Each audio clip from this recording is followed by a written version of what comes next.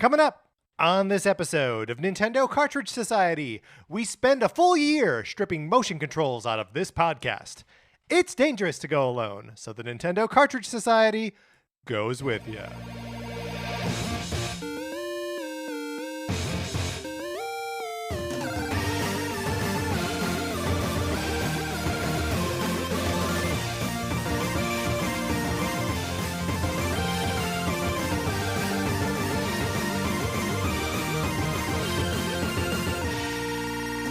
Welcome to Nintendo Cartridge Society. My name is Patrick Ellers, and I am joined, as I am always joined, by my co-host, Mark Mitchell. We've got a good show for you today. We're going to be talking about the news from the week, including Nintendo's latest earnings report. And then on Thursday, we are, for real this time, going to do the ABCs of Square Enix. But Mark, in the meantime, how you doing? I'm doing great. Patrick, we are going to be talking about it for 433. But I just feel like I need to talk about it up front because today's the 20th anniversary of the release of Star Wars Episode 2, Attack of the Clones. And as of the day that we're recording this, we understand as that, of yesterday. Yes. Mm-hmm. And I think I have Attack of the Clones fever because everybody else has Attack of the Clones fever. Okay. Because I don't think I like Attack of the Clones, but everybody is posting stuff today and their favorite bits from Attack of the Clones or like little, details and stuff that they like. Right. And I'm like, do I like Attack of the Clones? Okay, here's the thing. We like Star Wars, right? Yeah. Boy, I don't really know where to go from there. Because I think the answer is still no. We'll talk about it. We'll talk about it. We will talk about it. Yeah. We'll definitely talk about it more. But Mark, there's something else actually today, the 17th, that I want to celebrate and just give a shout out to my brother, who doesn't listen to this podcast, but who's getting top surgery today. Oh, congratulations! So congratulations to my brother. Getting some gender affirming care, which I'm so excited for. And I want to put that energy out into the world. What a great thing that's happening. And yeah, I don't know. It's been so long and it's great. I'm very happy and excited for him. That's amazing. Congratulations. And congratulations, Jack. I'm sorry you don't listen to this podcast. Mark, speaking of things that my brother doesn't do, my copy of Sonic Forces, would you like to borrow it? You certainly can. All you got to do is email us at Nintendo Cartridge Society at gmail.com and give us a mailing address.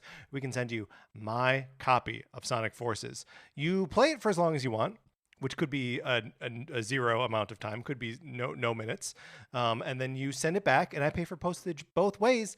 There may be a copy of Untitled Goose Game in there, but that doesn't make the program any less perfect. That's right. It remains a perfect program. Another thing you can do is you can leave us a 5-star review on Spotify, Apple Podcasts, or anywhere that you get your podcasts. We appreciate it so much. It helps people find the show, which is how we grow. Thanks to Kid Icarus 222, who reposted, or I guess posted a new review on Apple Podcasts after Apple deleted their first one. Thank you, Kid Icarus 222. Look, we don't have any control over what Apple Podcasts does with the reviews once they're up there. All we know is we like seeing them. Yes, yeah. And if we see them on the US Apple Podcast Store, we'll give you a shout out. We can't see them anywhere else, but we really appreciate it. So if you leave us a review on Spotify, or if it's here's what it is. Okay. It's like reviews everywhere else are like the ghosts from 13 Ghosts. And you emailing us is like giving us the glasses also from 13 Ghosts so we can see those reviews. Kind of. We still can't see them, but we know they're there. I haven't seen 13 Ghosts since ever. I don't know what we're doing here, Mark. I know. Should we stop right now? Stop right now. Go watch 13 Ghosts. We'll stop right now. We'll watch 13 Ghosts. We'll be right back.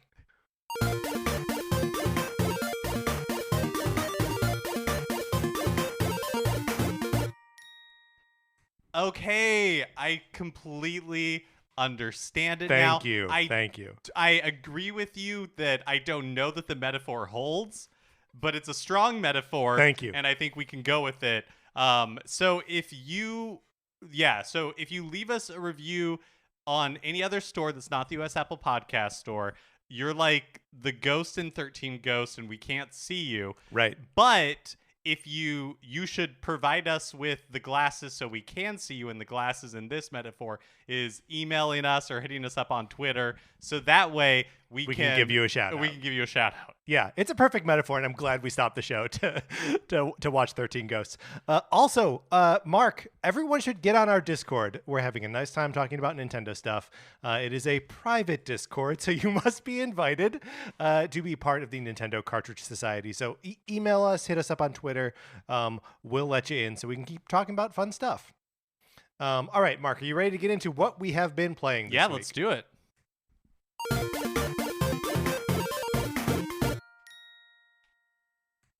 I'm still working my way through Dragon Quest Builders 2.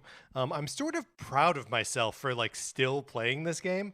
I am. I've gone into the marshes. I've started planting sugarcane. I was setting up a field that to grow sugarcane you have to flood a field and then plant the sugarcane in it. And I was digging out this field and pouring water into it. And Sarah was like, "What are you doing?" And I was like, "Oh, you need to do this for the sugarcane." And she was like, "Oh, okay, that's cool." And I don't know, just having the very specific processes that I was following. She observed me following it, asked me what I was doing, and then I explained. It's such a simple thing, but makes it feel real. Do you know what I mean? That rules were established. I obeyed the rules, and I got the results that I was told I would get. It's just very satisfying. I really love that game, even if I'm only playing it for an hour or two a week. It's just I find it fulfilling. That's fun. That's really fun. Mark, we've both been playing some Nintendo Switch Sports this week. Yeah, after not really picking it up last week, I came back to it this weekend. Are there specific sports that, now that we have the full board available to us, at least, golf is coming and all of that. Right. There's another soccer mode on the way. We've had them all available from the get-go. Well, so, yeah, that's true. You don't have to unlock anything. But when I first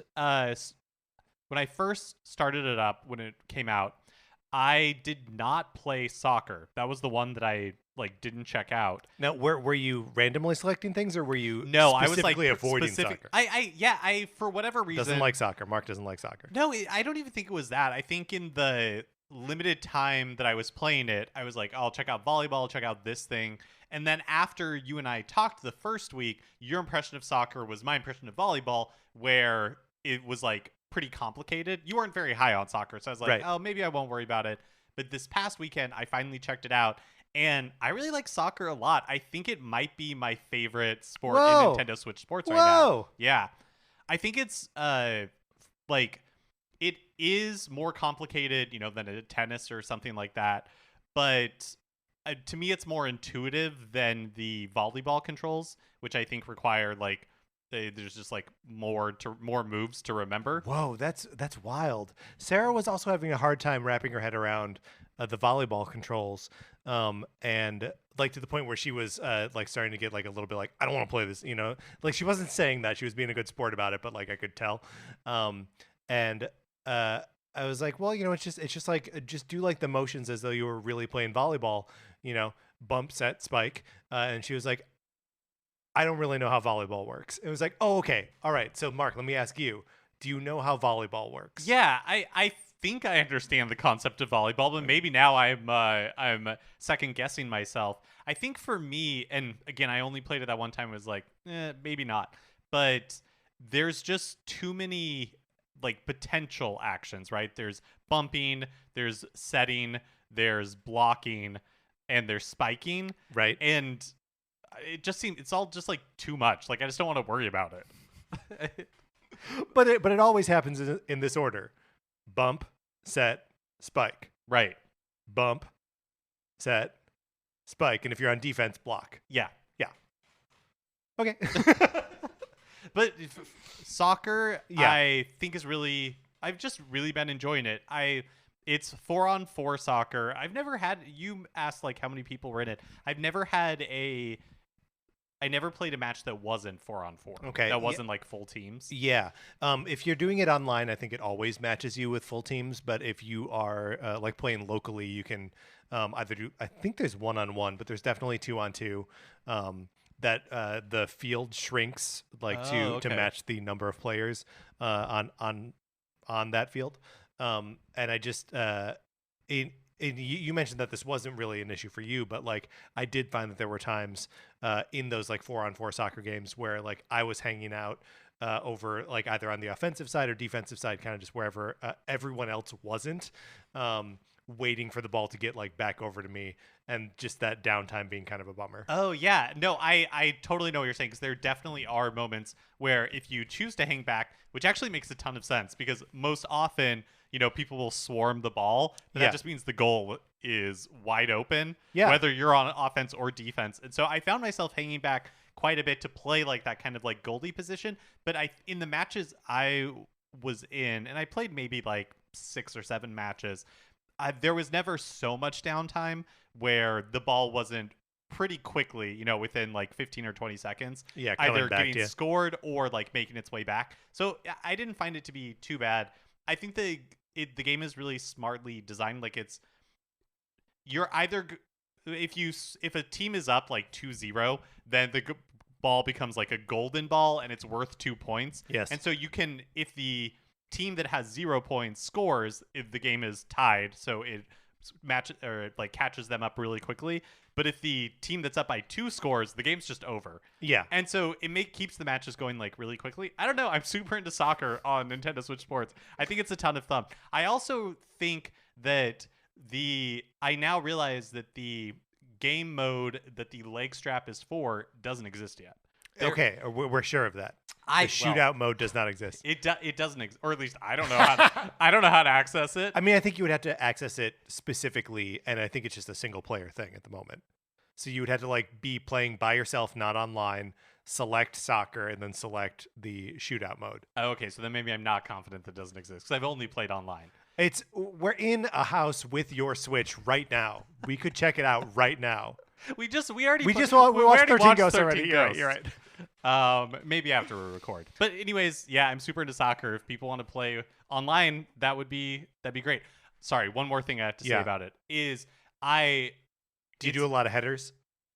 They're so funny to me. Yeah, they're very funny. Because you basically like plank. Remember planking everybody? You basically like do like this like weird like salmon, you know, like planking type thing. It's the Luigi, is what it is. It's very funny. I love that, you know, when the game boots up and you're seeing like the 4 players against 4 players, and you know everybody's like doing their moves, but you get into like a planking party where everybody's kind of doing the Luigi. But it's pretty easy to tell if you're playing online with real people or you're playing online with computers, because the computer characters all have like nice real names. You know, it's like Hester or Jericho, Bridget, exactly. Yeah. Versus, you know, when you're playing online with other real people, you know, it's like Ace 42 or, you know, like Bone Dog. Yeah, that's right. People have some strange names on there. That's right. How are you finding the like the reward system in the game? We talked about it a little bit in the Discord today, but there's a new like set of rewards that center around the like the green jumpsuit and the squirrel body, which, first of all, this answers the question of why are there only 2 body types in the game that are like human and me. There's now a third, and it's squirrel. I didn't realize that. So yeah, I was going for those like what do they call them? Like I was gonna say Jamba Juice. That's not right, but it's something juice. Yeah. Hold on, I'm gonna look it up. Okay.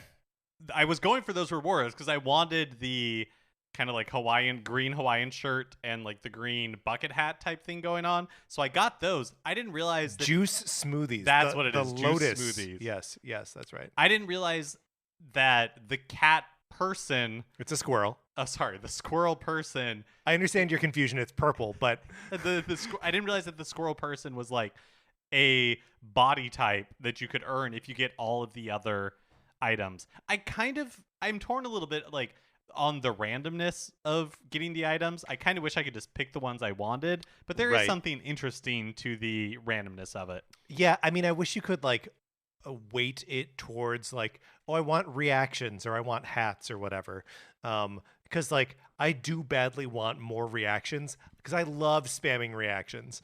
Just like we used when we played Triforce Heroes, Yumi and Matt Acevedo. It's just fun to like hit that little like crying reaction when like you don't get a strike in bowling or something. Bowling, by the way, I'm really enjoying. I don't know why. Like, maybe the fact that it's like a little bit longer, and like people fail out like kind of more gradually. There's no like everyone stays to the end. I don't know. It feels good. I don't know. I like the bowling, the way bowling is set up a lot. Yeah, that's another one that I've only ever played online. So I've only done the tournament, like the 3 rounds or whatever. But I really like that setup too. Yeah, we should try some of like the single player stuff because like there are different like variations to bowling, right? Where there are like obstacles on the course and stuff like that. Yeah, I haven't done any of that. The online is just so like fun and engaging. It's the only way to score those points to unlock that extra stuff. And we have now gone past the point where like the common pack is gone now. Presumably it will come back at some point. But like the cute pack is also probably just about to run out at the moment. And I don't have everything in the cute pack. Yeah. So like, it's I have to assume that all of these things will like come back in waves. There are 3 of them active right now. So like, I'm sure we'll have more opportunities to unlock these things. But yeah, when I'm playing, I kind of don't want to play the single player version because I don't want to miss out on the opportunity to like score the points and get the customization stuff. If you and I played together online, Don't know. and then went on, like online. Yeah. Do those count, or is it pure? Yeah, I don't know either. But I'm actually, so, Nintendo Switch Sports came out. I played it for a little bit, had a good time. Last week didn't touch it at all, and then this weekend brought it out again. This weekend is the weekend that hooked me. Yeah. Like, really finding like soccer, some of those newer rewards. Like, it was just like, oh yeah, like Nintendo Switch Sports is super fun. It also makes me think that we have no idea how much content is in this game or will be in this game by the end of it. The introduction of a third body type made me realize that when you're selecting bodies, there's something so weird. I know it is. It's very strange. But the introduction of the third body type, though, made me realize that when you were selecting human and me, that there's a ton of empty space on that menu. And mind you, this could be a Super Mario Maker 2, other themes, and it's just Super Mario 3D Land, World, whatever. And it's not going to be populated with a bunch of other stuff, but there's space for like 20 other bodies in there. So like, I think there's a lot in this game. I think they're going to keep updating it for a while. I'm excited to spend some like real time with it throughout the rest of the year. Have there been any sports that you're now like, oh, I don't really want to play this? For me, it's like tennis. No, I'm happy to play tennis. I'm happy to play badminton. I really like volleyball. Chambara is really. I think they're all like. I can't really tell you which is my favorite because I like them all. But you're over tennis. At the moment, yeah. Wii tennis, which was like the quintessential Wii seller. Mark is like, no, doesn't want it anymore. I mean, it's great. It's fine. It's totally good. I think it's okay if you've moved on. I just have my eye on soccer right now. Yeah. So last week, Card Shark, the indie game that we've kind of been excited about since it was announced at an Indie World Showcase a while back. It is coming out on June 2nd, but it released a demo, which I picked up, and I've been playing that a little bit. So I don't know exactly what I expected the gameplay to be, but it isn't what I expected it to be, but it's fun. It's cool. So basically the way it works is that there are at least in the demo, every like location that you're going to, your goal is to collect money. And every location that you're going to, there's a new con for you to learn. And this like con is essentially a combination of actions, button presses, and like timing that you have to get down in order to cheat your way in like the card game. And the money that you earn, you can both like donate it to this group that has like taken you in, but also you need to retain some of it because you're making, these bets on each hand. Yeah, sure. And I found it to be surprisingly, it's like challenging and pretty tension filled, because when you're doing it for real, when in like the actual like card game against other people, everything has a time limit. And so you're trying to, remember the actions and all that stuff that you need to take in order to complete, in order to cut the deck in the right way, or, like you are pouring wine, and while you're pouring wine, somebody like raises their cards up, and in those brief moments that you have to pour the wine before the glass overflows, you have to look at their cards and determine like what suit do they have the most of, and then you have to remember the signal that you use to like cue your partner in on that suit. So it's really fun. I am blocked, right? Like, I'm not blocked because I could leave and go to a different place, but I'm on one right now that I'm like, I genuinely need to put this down because I cannot figure out how to do it, and I was failing so much that I was like losing a ton of money. So it was like, okay, after thinking about it for a few days, I think I know how to do it now. I think I know how to get around it. But yeah, just because but in the moment I was like, oh, this is pretty tough, because basically what you have to do is you have like a deck of 52 cards, and while the time is counting down, and the longer, basically you run out of time because people get more and more suspicious. There's like a suspicion meter, and it goes up the longer you're taking. But basically what you have to do is your partner gives you a separate deck, and at a moment you like leave, and in that moment you have to put cards in a specific order so that way your partner gets the highest card. But then you have to remember the other cards that you took out and the order in which you took them, because you get a duplicate deck and you have to go out and like remove those same cards, but you only have a really limited amount of time to do it. And for the life of me, I just could not figure out like, how am I supposed to remember all of this and do it in this like 20 seconds? I don't know. It's very cool. I found it like a little bit stressful because I wish it was more forgiving. Because you don't like being dishonest. I just wish it was more forgiving with time, or that there were like difficulty settings. Sure. So you could give yourself more time to do some of it. I think it ramps up in difficulty pretty quickly, but it is very cool. And that also may be a function of the demo too, that it's like trying to give you a taste of like the deep end as well as like the sort of introductory stuff. But that's cool. Now you describing it, I'm going to go and download the demo and try it out myself. I think it's something you would really like. Cool. And then, of course, I've been continuing to make my way through Dragon Quest XI's Echoes of an Elusive Age Definitive Edition for the Nintendo Switch. I hear you have some good news. Yes. So I was stuck on this fight. As always, few minutes of spoilers for this game. So I returned to Octagonia, where Jade is. And she's under like the spell of this monster who runs a casino in the Octagon fighting area now, named Booga. Oh, I thought you were going to say named Monstropolis. Isn't it called? Don't they change the name of the city because it's overrun by monsters? I don't remember. It could be. I might be thinking of Monsters Incorporated. And so there's the fight.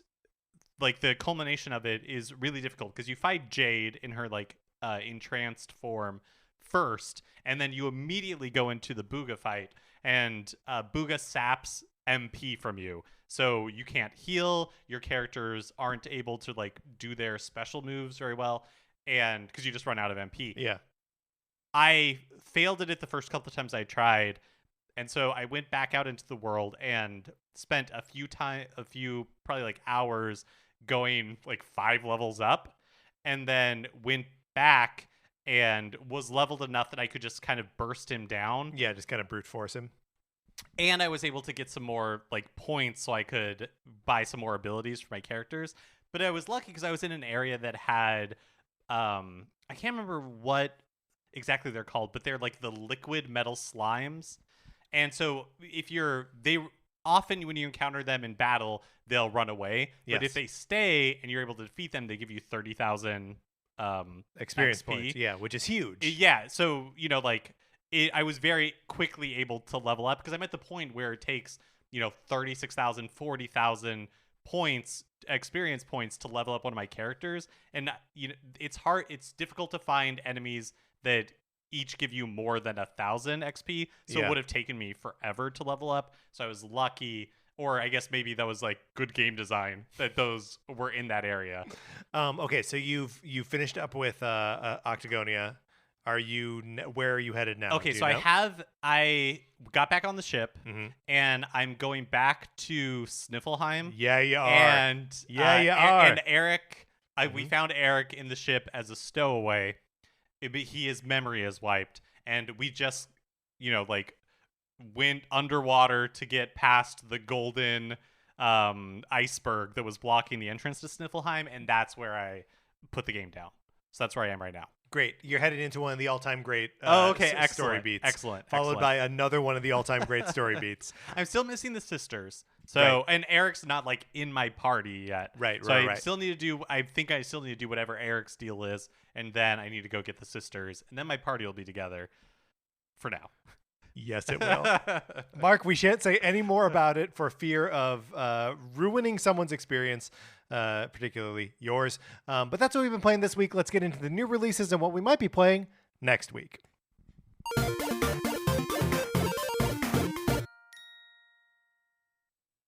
Another week of not a ton of releases, but one thing that got revealed last week is on Friday, May 20th, Kirby 64, The Crystal Shards, is being released for Nintendo Switch Online, plus expansion pack subscribers. Kirby Month persists. Kirby Month continues. Do we need to do an episode just about this game? I want to play it. I think we should. Yeah, when we went on Connor McCabe's podcast, which one were we on? Boy, Video Games a Comedy Show? Was it a Video Games a Comedy Show? No, or it was whatever their Patreon one is. It's the Super NPC, just like games club show. Connor, let us know. Which we're sorry we're butchering. Yeah, we're sorry we're butchering this. But Connor talked about loving this game, and it's one that I've never played before. And so I'm really excited to give it a shot. Maybe we should do an episode on it. I mean, I think we should. I think we can do Kirby Month continued. We already did 6 Kirby Month episodes. Why can't we do another one? It's our show. We'll do it.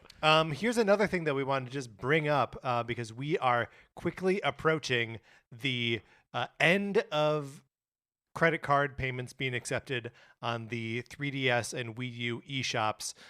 Monday, May 23rd is the drop dead date for that. That means that you will no longer be able to put money onto your accounts using credit cards directly from the Wii U or Nintendo 3DS eShops. So any of that stuff that you want to get a hold of, it'll become more difficult to do so. Not impossible. You can always add funds using if your accounts are all tied together, you can add money on your Switch. You can still add money with gift cards, and of course you can still download stuff that you've already purchased and stuff like that. But it just means that we are entering the end game here. Yeah, and this is the last episode before it happens. Right. So, or the last news episode before it happens. So we just wanted to call it out. All right. Well, Mark, let's close out the new releases segment.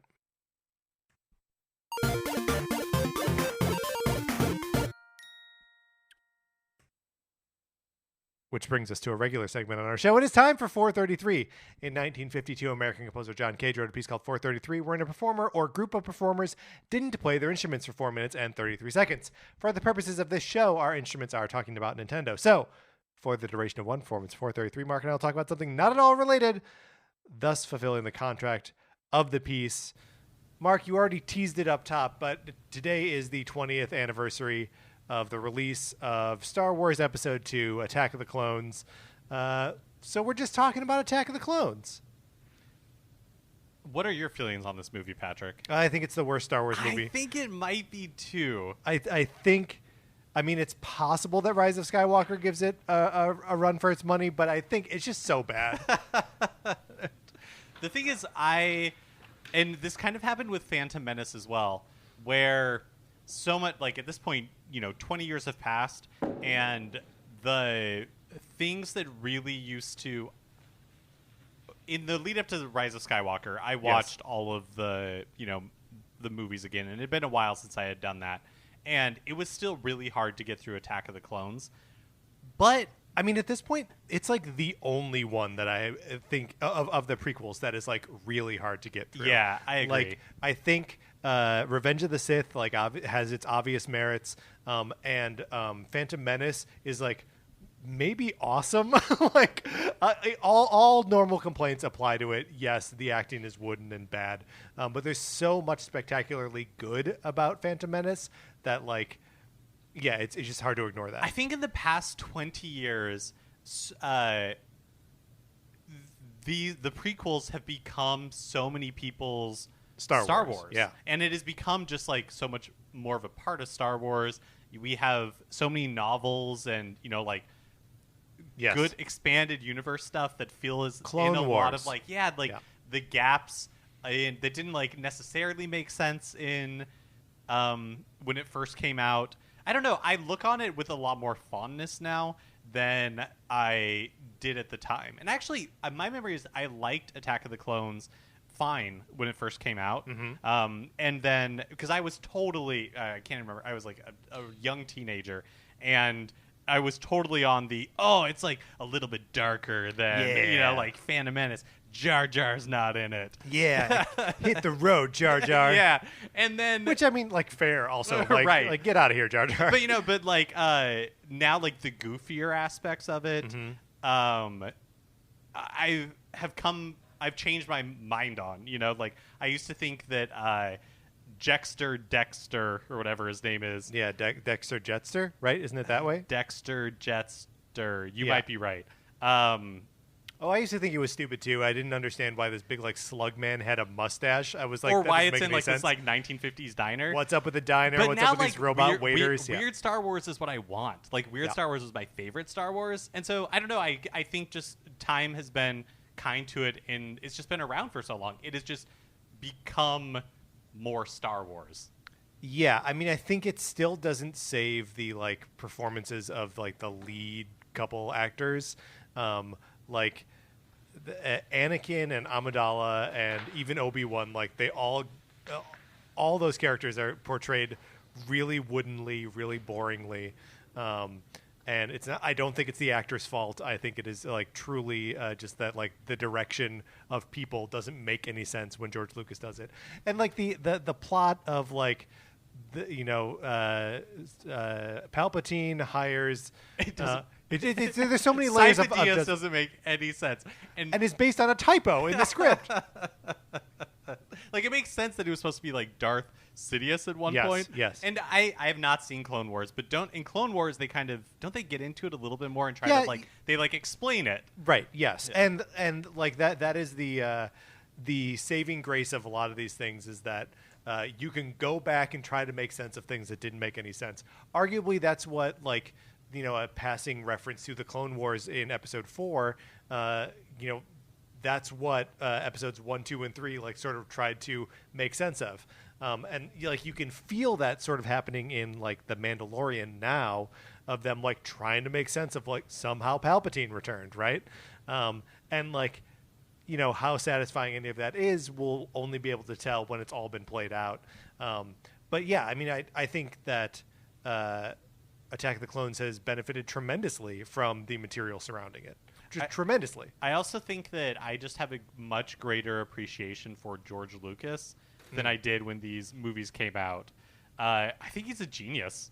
And I love that he was just doing what he thought was fun and what he wanted, like in these movies that he didn't feel as beholden to what Star Wars quote unquote is. And, there's a lot I liked about the third trilogy and, Rogue One and stuff like that, but it is definitely much more beholden to this specific idea of what Star Wars is versus the prequels. Well, I guess we'll never know what my response to that would have been. We were accompanied today by an ensemble at the Musical Instrument Museum in Phoenix. Mark, let's get into the news.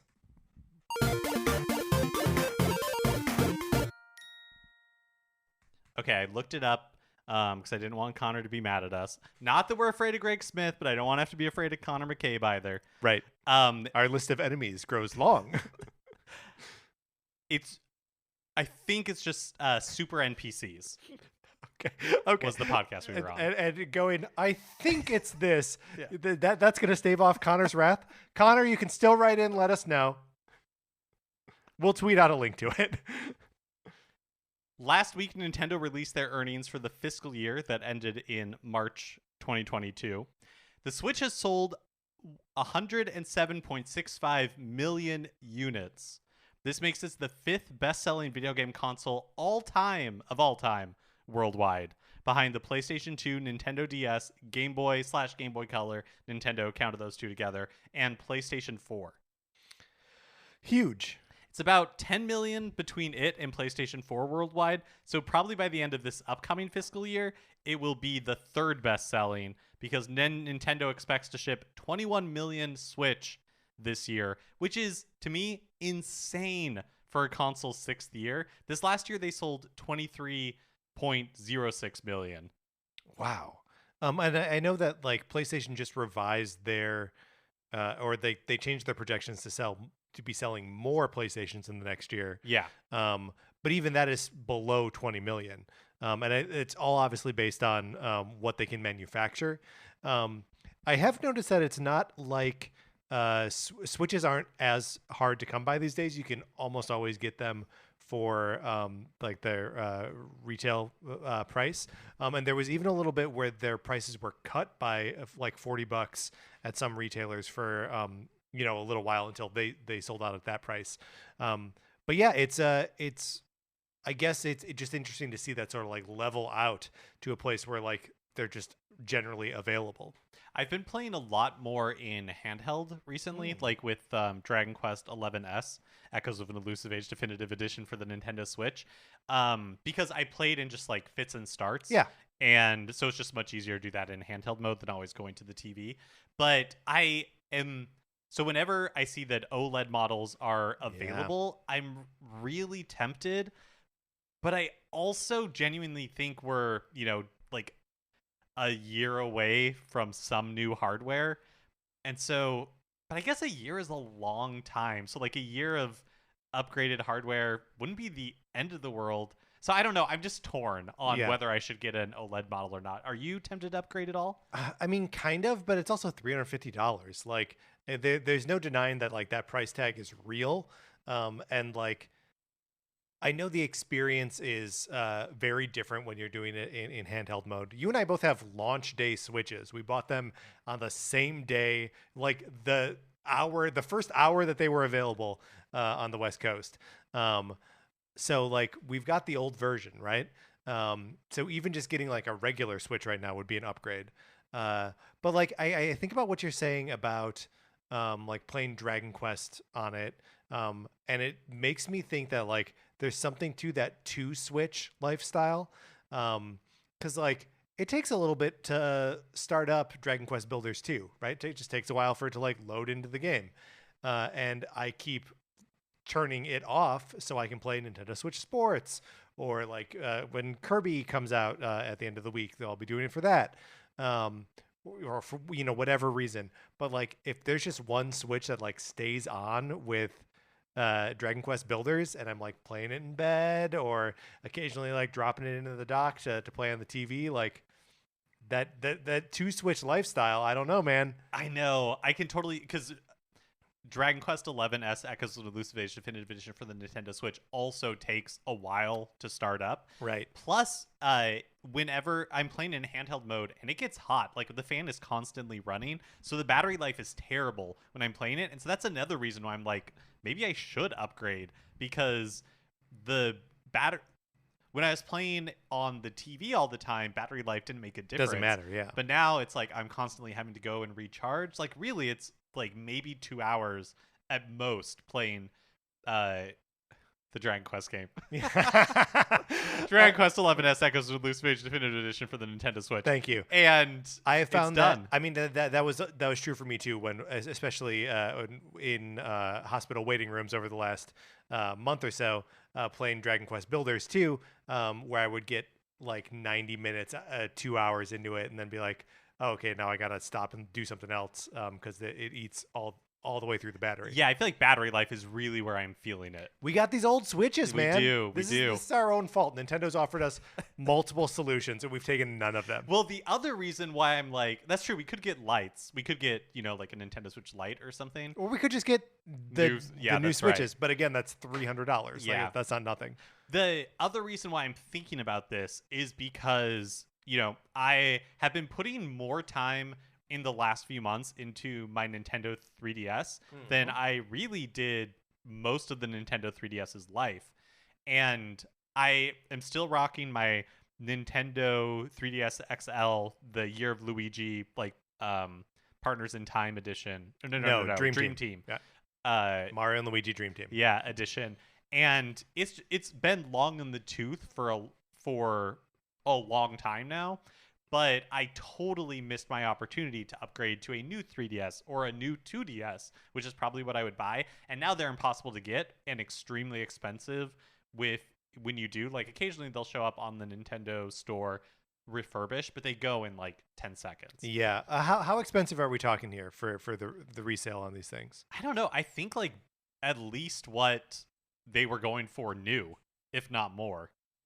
Yeah, but that's okay. Like, at least with it. So yeah, like a new 3DS with like the purple Galaxy, $229.95. That is a lot. Yeah. Let's see. Let's try new 2DS XL. So I am feeling a little bit like, I want to future-proof my 3DS a little bit. Yes. And so do I get a new 3DS, or am I going to feel this way about like the Switch in a couple of years where I'm like, man, I wish I would have upgraded it when I had the chance. You know what I mean? Yeah. I think whatever Switch comes out next, whatever hardware comes out next, I feel like is still going to be the Switch.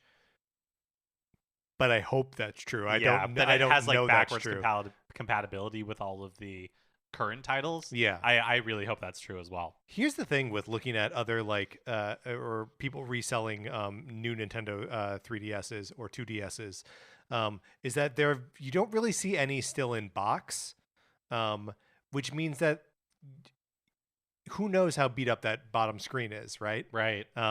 I have a few like kind of dings on my touch screen that bug me, but like yeah, just like you, I'm not gonna like buy a new one. It's too expensive.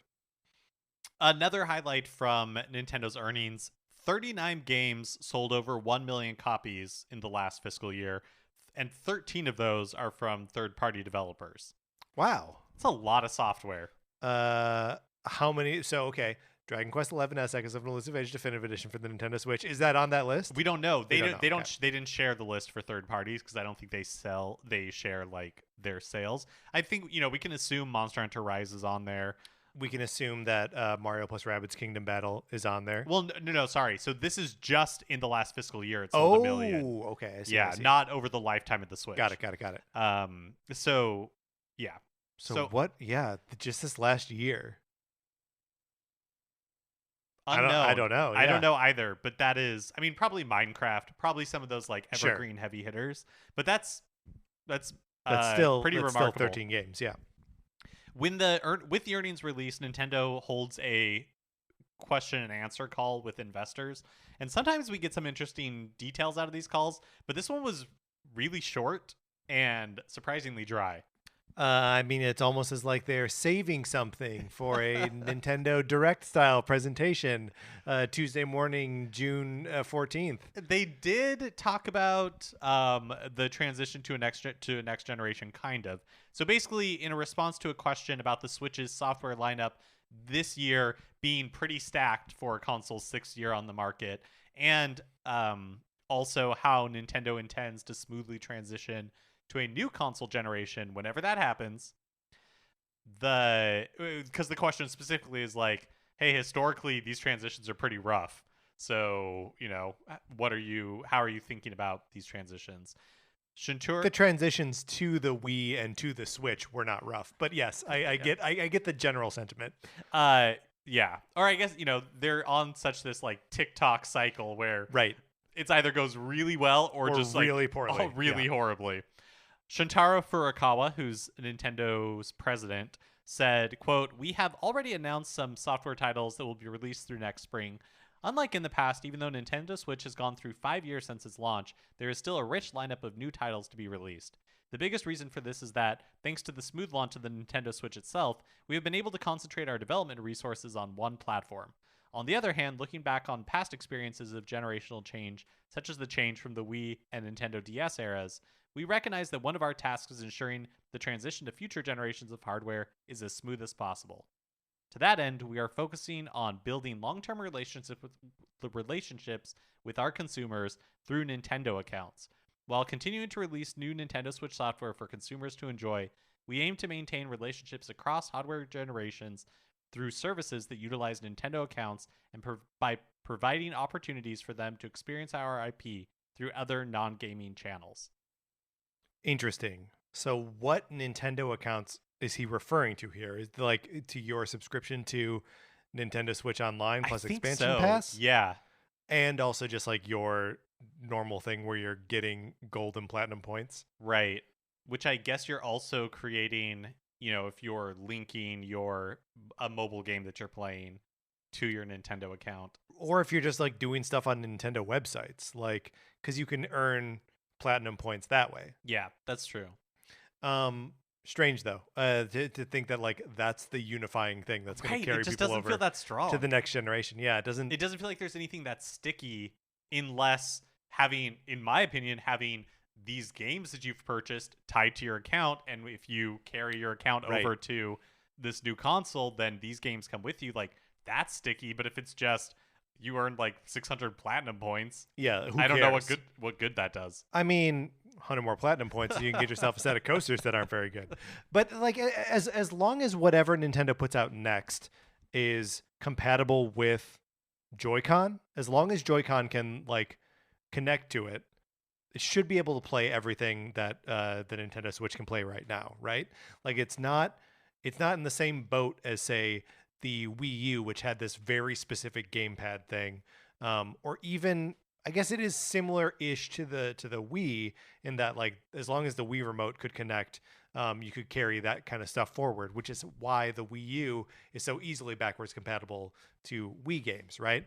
But it's not. I like the crucial distinction here is that it's not locked behind that dual screen sort of setup, right? That the kind of thing that makes 3DS, DS, and Wii U games sort of locked on those platforms forever, because we're never going to see another dual screen experience.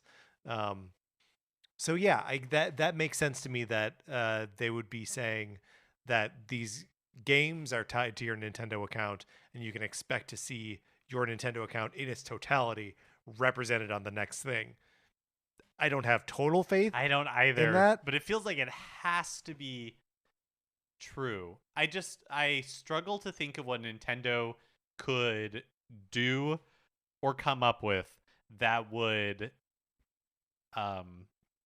be so good in the Nintendo account, right? Yeah. That would make that be the thing that you wanted to come back for. Or really like backwards compatibility in general. Like I don't know what Nintendo could create that would make us say, wow, I'm willing to leave my entire Switch library behind and start all over in order to get this thing.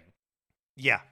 No, I totally agree. Unless it's like, no, even if it was like all first party Nintendo stuff from like NES, Super NES, Nintendo 64, Game Boy Advance, even that isn't enough to make me go like, oh, well, then I don't mind that I can't bring Breath of the Wild, Super Mario Odyssey, Animal Crossing New Horizons, like some of the biggest and best games of the last 5 years. Which is such a change from how video games used to operate. It used to just be like new generation. New you don't games, expect to bring any of those back. And yes, like the Wii could play GameCube games and all that stuff, but it was a nice to have. It definitely didn't feel like table stakes. But now backwards compatibility just feels like table stakes. You just expect it to work. Yeah, well, and especially back one generation. Like that has become standard.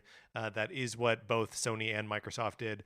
But like Nintendo maybe dodged a bullet just in going first, right? Getting their system out on the market like 2 years before everybody else, and having such like a clean line of like, we are done with the Wii U era and we're done with those games. By the way, we'll be releasing them for the next 4 years.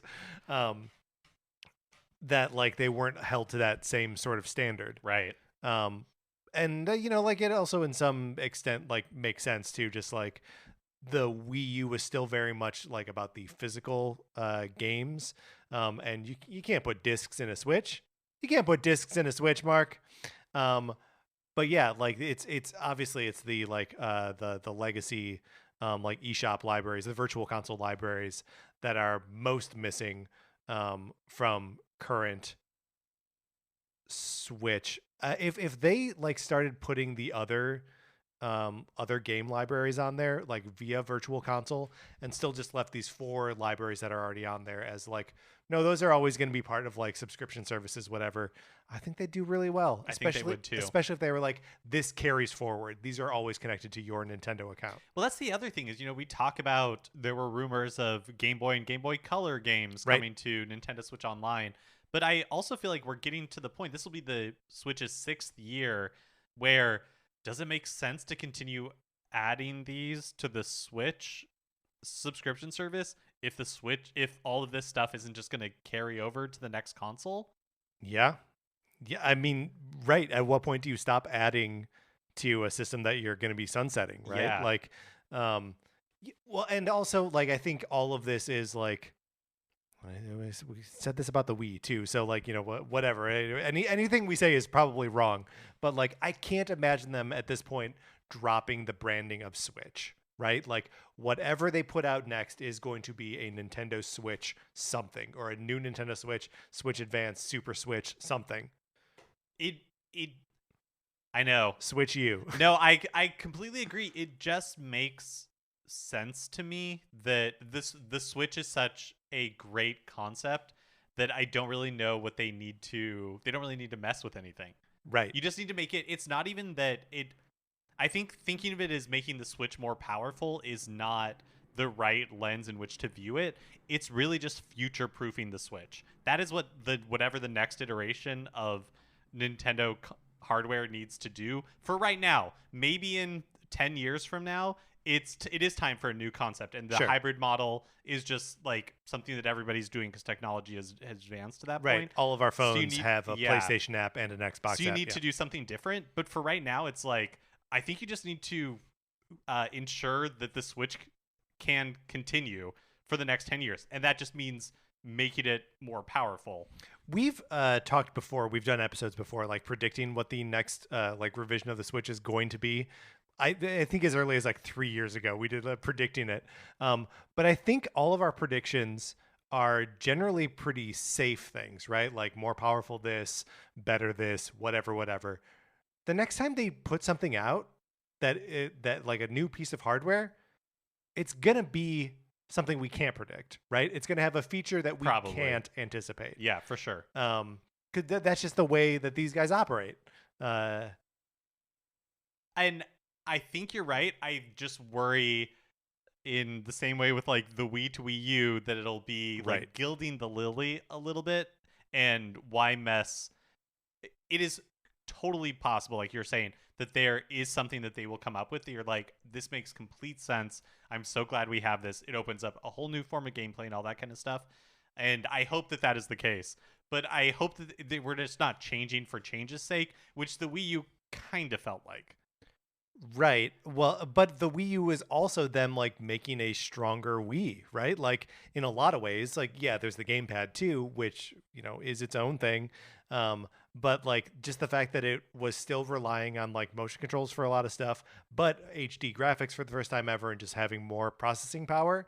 Like that's true. That is sort of what we're talking about for Switch, right? Like we just want it to be running with current generation hardware, and it's not. It's sort of back in the old generation, even being beat by, you know, it's not as strong as a PlayStation 4, which kind of sucks. But yeah, so I think I think Nintendo will make it more powerful and do something that we don't expect. And we should try to do a prediction episode where we figure out what that mystery. That is kind of what we like about Nintendo, right? Yeah, is that totally their abilities to surprise us. Here's some really great news. Nintendo's financial results revealed that Metroid Dread is now the best-selling Metroid game of all time. Wow. Baby, Metroid is back. Wow. I mean, I think we're in uncharted territory. I don't know that Metroid has ever been back. Does that make sense? Yeah, I think briefly. So the previous best-selling game was Metroid Prime, which sold 2.84 million units in its lifetime. Metroid Dread, out for not even a year, has sold 2.9. I do feel like Metroid Prime was another heyday for Metroid. But that was 20 years ago. Yeah, I mean, it was 20 years ago. And I'm also just like, how many...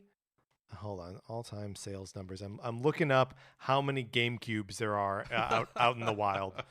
Oh, wait, I think I can tell you because I have a list of best-selling consoles up. Have to look way down. So 21.74 million. So like 1/5 as many of less. There are so many fewer GameCubes in the wild than there are Switches. Yeah. And then that the Metroid Dread just barely squeaks it out, mind you, at only a year in. And I wonder if this also takes into account like not even a full year, like half a year, right? Because it came out in October. Yeah, it came out in October.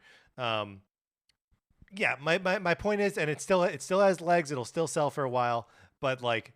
Prime was a moment, right? And for the install base of GameCube owners had a higher presence on the system than Dread does on the Switch. I do think that's true, but I definitely think that's true. But Metroid's back, baby. all of that said, Metroid is back. Metroid Prime 4 is still looming out there, and I think that has the potential to be enormous. Yeah, I agree with that. Because a Metroid 2D side-scrolling Metroid game is always going to be a hard sell, and the fact that it has done so well and that Metroid Prime 4 is looming out there, and that theoretically, or not even theoretically, that potentially rumors say that a Metroid Prime remake is looming out there.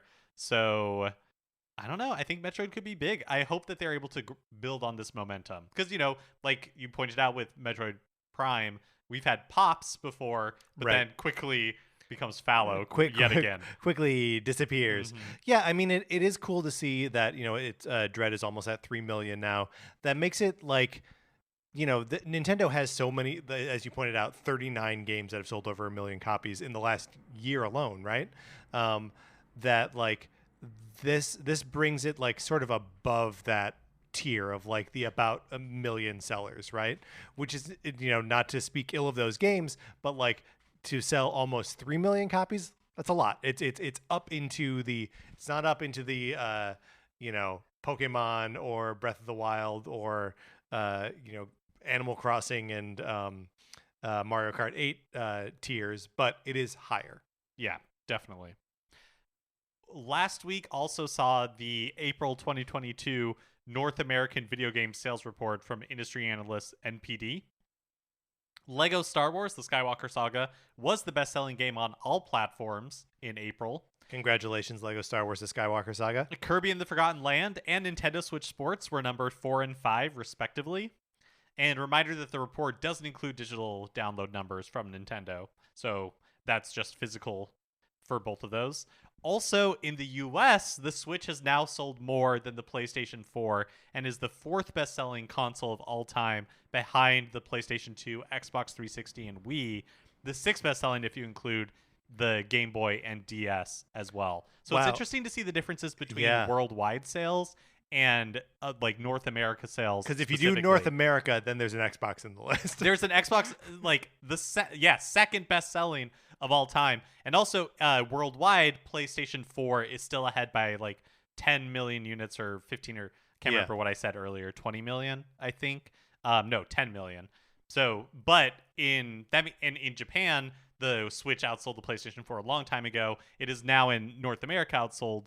The Switch has outsold the PlayStation 4. So Europe, big Sony fans. Big Sony fans over there. I do think it is so interesting to see the PlayStation 2 though, just sitting in the number 1 spot, unequivocally, globally, locally. It doesn't matter. PlayStation 2 was a behemoth because it played DVDs. Yeah, it sold over 155 million units. So the Switch still has, 50% of its for total sales to date Yeah. to try and get back to it. Which, I mean, like, is that possible? If they're running Switch for another 3 years? Yeah, they're selling. I think it'll really kind of I possible. think it'll really just depend on how quickly the Switch craters, because Yeah. this year they're projecting another 21 Right. million, and then so that leaves like a 30 million gap. But if it drops off a cliff after that, if they release new hardware and like everybody starts adopting that, then probably not a chance. Yeah, I mean, Breath of the Wild 2 still has to come out. So crazy. And Metroid Prime 4 and this Donkey Kong game that we don't know anything about. Pokemon Home is getting a big 2.0 update soon. 2.0.0. Oh, you're right. That supports Pokemon Legends Arceus and Pokemon Brilliant Diamond and Shining Pearl. Players will be able to transfer Pokemon to and from these games with some caveats. Honestly, the nuances are over my head. I'm just a super casual Pokemon player who has never had a need for Pokemon Bank or Pokemon Home. But I'm sure it's just a lot of like regional variants that you won't be able to transfer from newer games to older games. Like I bet you can't take a oh boy.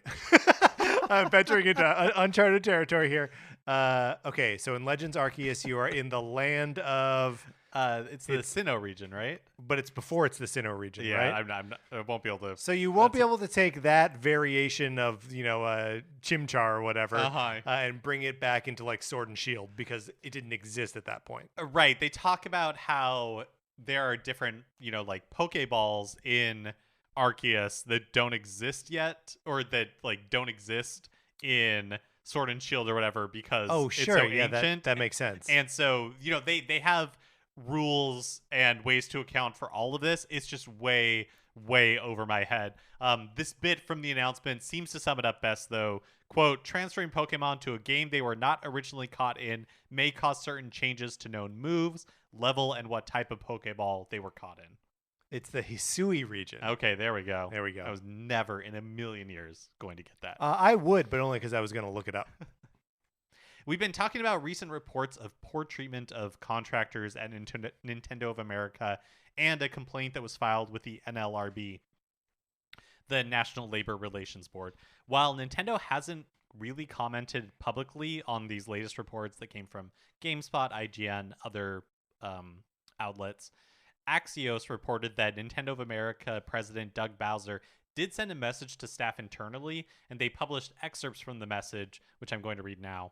Quote, like many of you, the executive leadership team and I find many of these points troubling, and we are closely reviewing the content.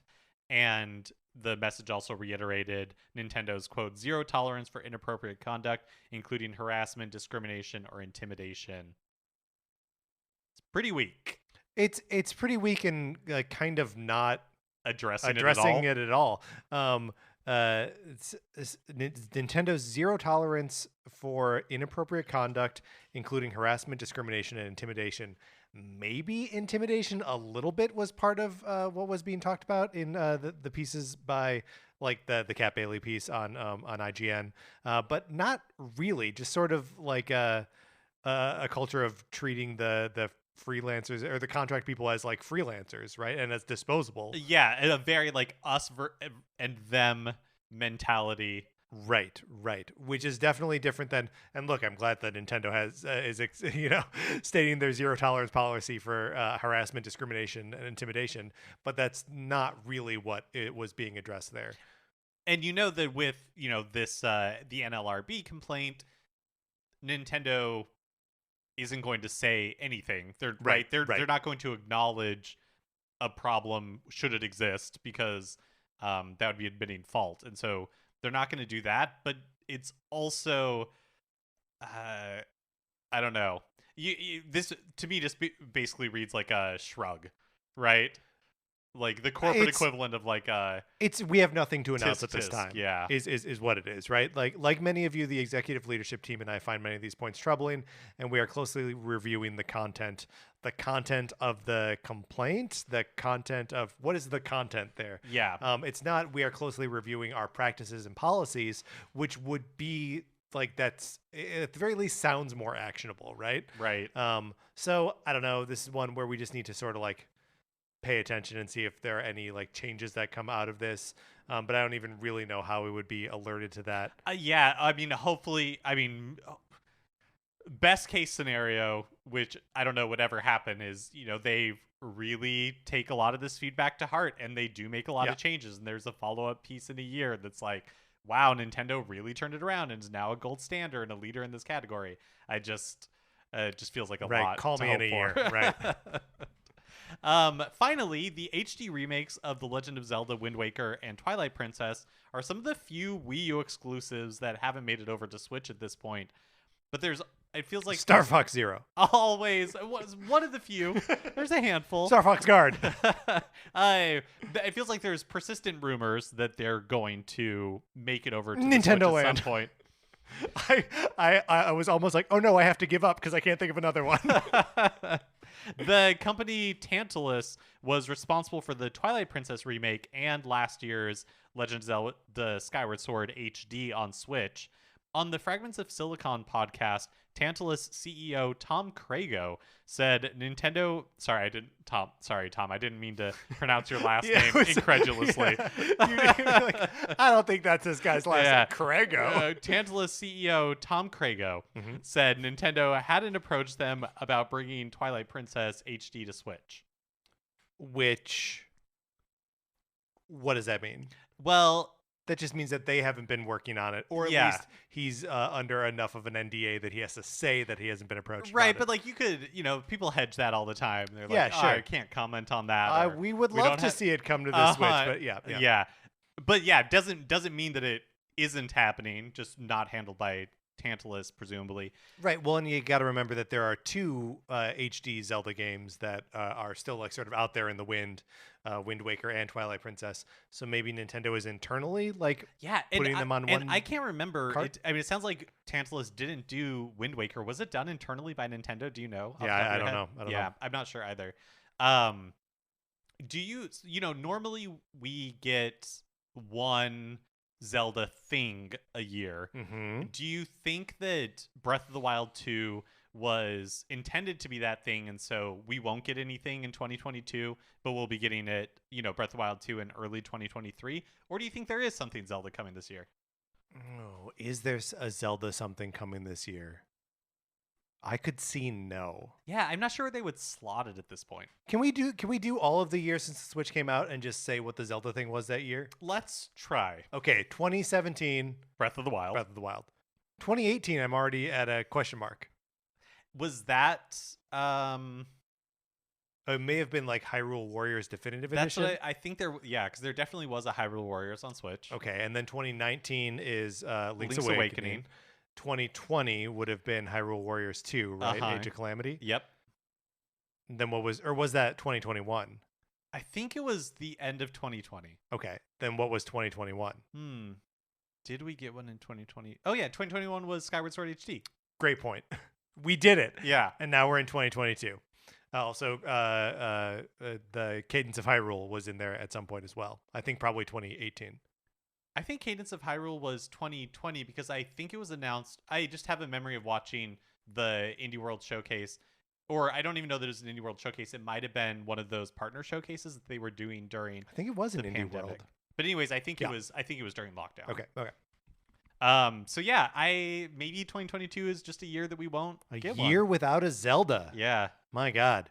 Last year we also got the Zelda Game & Watch. Don't forget. Oh yes, that's right. For the well-remembered 35th anniversary. That's right. When are we going to find out what the Game & Watch is this year, huh? I mean, Kirby was the perfect opportunity. Kirby was the perfect. It still is the perfect opportunity. But maybe it was just too close to the Zelda Game & Watch coming out for them to reveal another one. Yeah, I mean, I think it's always going to be a like November release, and I say always because I just want them to do a couple. Yeah, more of I these. think this might be like the classic editions where they do two. And they're like, I don't know. Oh, we did it. All right. He also, Tom Crago also said that it took them about a year and a half to perfect the non-motion controls for Skyward Sword HD. Which is I don't know, is that time well spent? What do you think? they've figured out a way to make it playable on the Switch Lite. So I don't know of anybody who played through it without the motion controls. I would be interested to hear people's experiences if you did. I was so used to the motion controls that I never played it in handheld mode because the few times I tried to make that like transition, it just felt it was really difficult to go from one to the other. Yeah, and I wish there were ways to like pick and choose to be like, I want to do this with the motion controls, but I want to do this with traditional button controls. But it's kind of an all or nothing thing, and that's also fine too. I also almost wish that there was a way that you could just like push the A button or whatever, the attack button, and he would just swing the sword the right way. You know what I mean? Yeah. Yes. All right, Mark, let's get out of the news. That is going to do it for this episode of Nintendo Cartridge Society. Remember, please rate, review, and follow us on Apple Podcasts. If you review us anywhere else, we can't see you like the ghosts in 13 Ghosts. If you like the episode, please share it on Facebook or Twitter, any place that you share stuff. We love it when you do that. You can follow us on Twitter. I'm at Patrick_Ellers. Mark is at MKE Mitchell, and the show is at Nathan Cart Society. You can also get on our Discord by hitting us up either on email or on Twitter. We're also on Facebook, which is just Nintendo Cartridge Society. Anthony DeLuca made our logo. Our theme music is provided by 8BitBetty. You can get more of his music by going to 8bitbetty.com or by listening right now. For my co-host, Mark Mitchell, this is Patrick Eller saying thank you for listening.